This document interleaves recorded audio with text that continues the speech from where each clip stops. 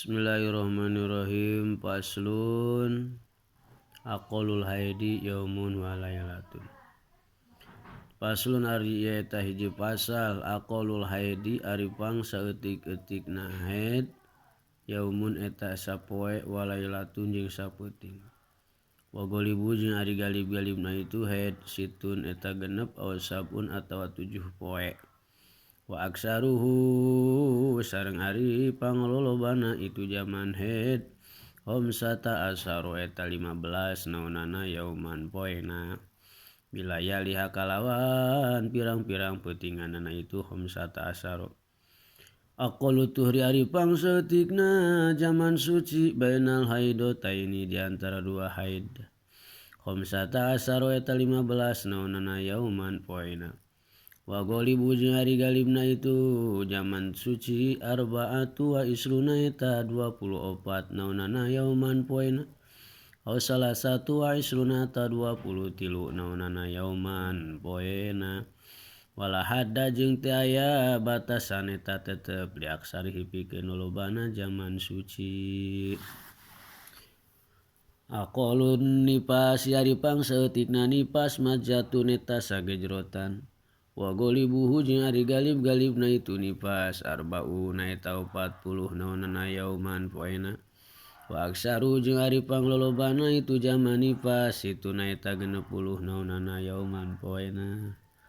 Faslun ari eta hiji pasal darus salat di ari pirang-pirang panguduran salat isnani eta aya 2 anaumu tegasna kahiji sare wan nisyanu sareng kaduana polho. Faslun ari eta hiji pasal surutu salat ari pirang-pirang syaratna salat samaniatun eta aya 8. Taharatul hadasaini tegasna suci tina hadas 2.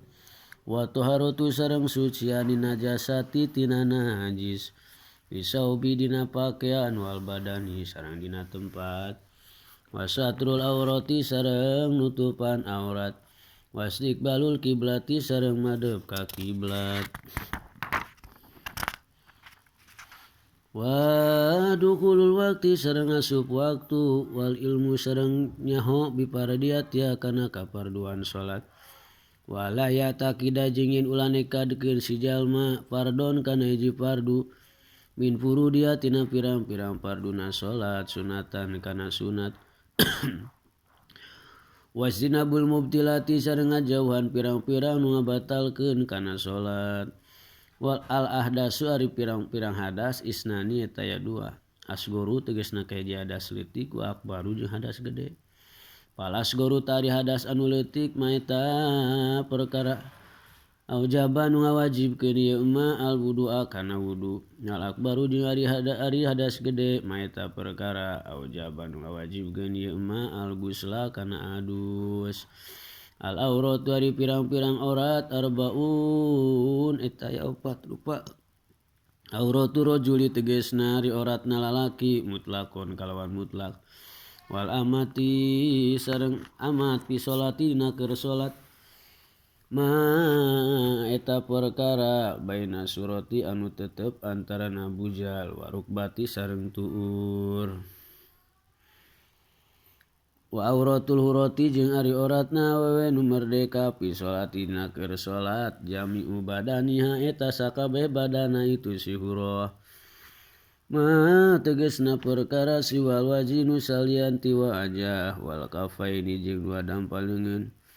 Wa auratul hurati jeung ari auratna awewe merdeka wal amati sareng amat indal ajanibi sandingeun-deungeun jamiul badani eta sakabeh badan wa indal maharimihima jeung sandingeun mahramna itu si hurah jeung si amat wanisa jeung awewe deui maeta perkara baina surati anu tetep antarana bujal wa rukbati sareng tuur.